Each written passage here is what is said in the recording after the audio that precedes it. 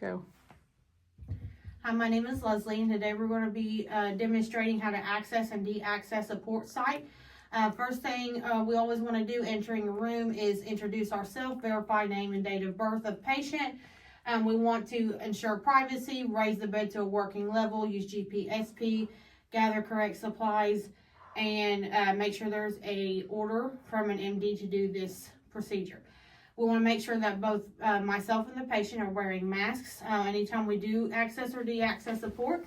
We then want to wash hands. We're going to apply gloves. So we're then going to take a look at the port site. When looking at the port site, we always want to look for any signs of infection, bleeding, swelling, or redness. And then we're going to feel around the site, make sure there's no fluid underneath the skin. So taking a look at inspection is fine, and feeling around the site, everything looks to be okay. So we're then going to remove our gloves. We're going to wash our hands. We're going to take the top off of our dressings. We're then going to wash our hands again, and we're going to apply sterile gloves.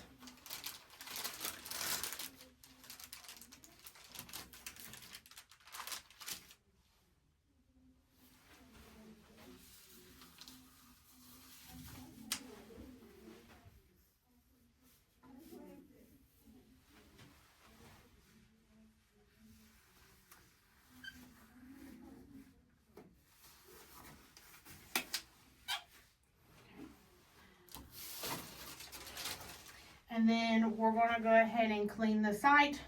So we're going to clean the site for 30 to 60 seconds using a back and forth motion. When you clean, after you're done cleaning the site, you're going to allow it to air dry. You don't want to waft or blow or fan the port site. You always want to make sure you're allowing it to dry naturally. You're then going to go ahead and get your supplies.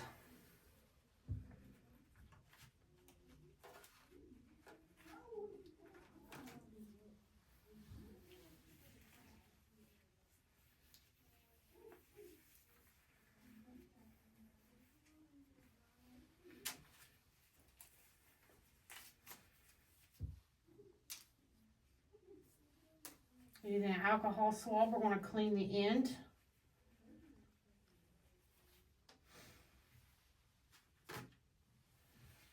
We're going to apply the flush.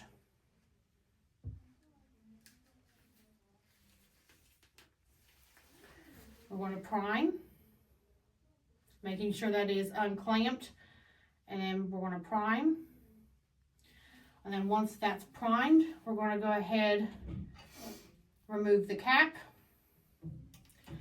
and we're going to insert the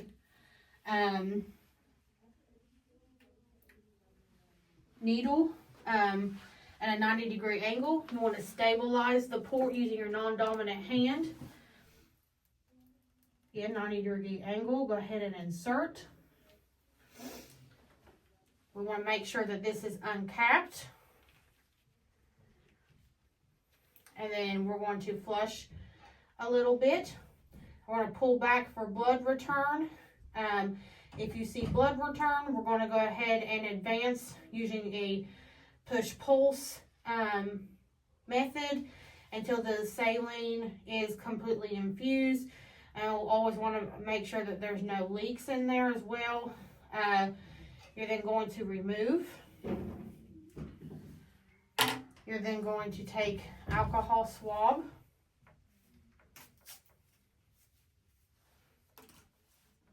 Clean the end.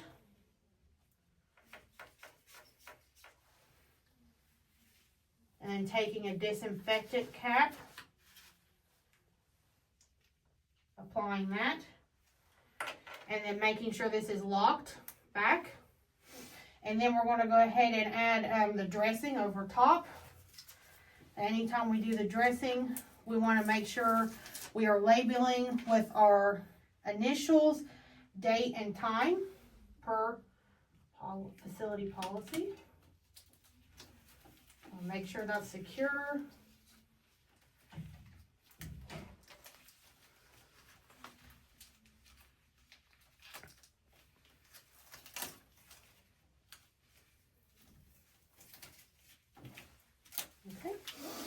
And then that would be, again, making sure that we're labeling with the date and time after we put the dressing on.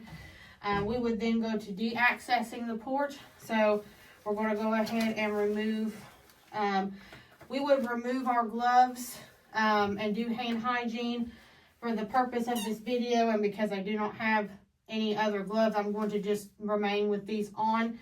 But again, you would wash your hands, apply a new set of clean gloves, and then we're going to take the end of the port. We're going to unclamp, remove the cap. We're going to take an alcohol swab. We're going to clean. And then we're going to pull out the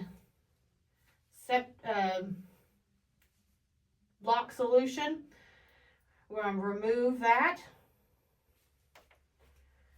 Throw that away. We're going to open another alcohol swab, making sure this is unclamped while we are doing all this. We're going to clean with another alcohol swab.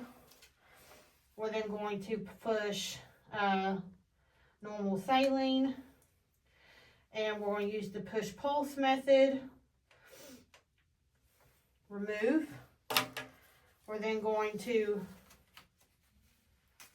another alcohol swab, and we're going to use clean it again, and then we're going to use the lock solution per your or your facility.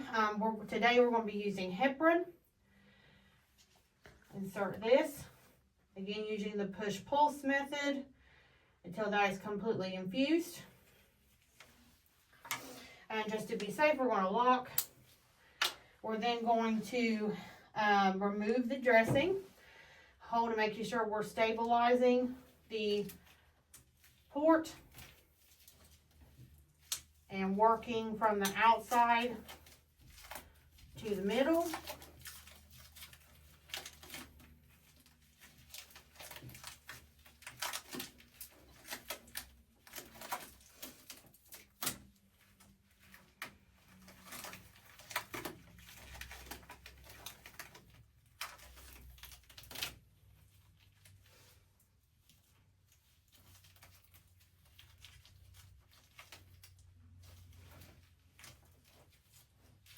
Let's make sure we're stabilizing so this doesn't dislodge.